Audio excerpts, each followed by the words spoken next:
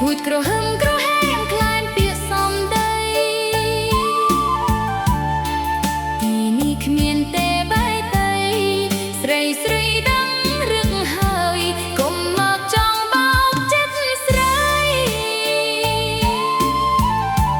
កុំបាញ់ចេញខ្សែដៃក្រឡៃបងអើ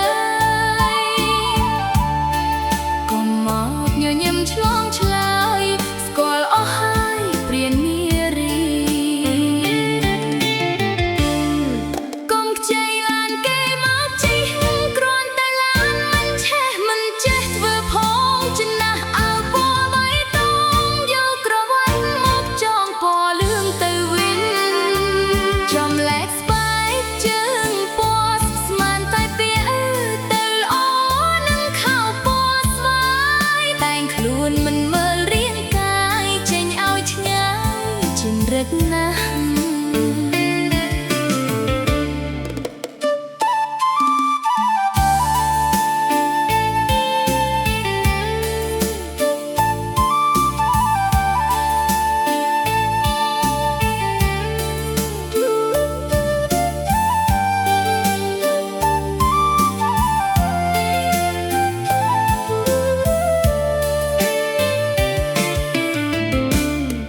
កុំ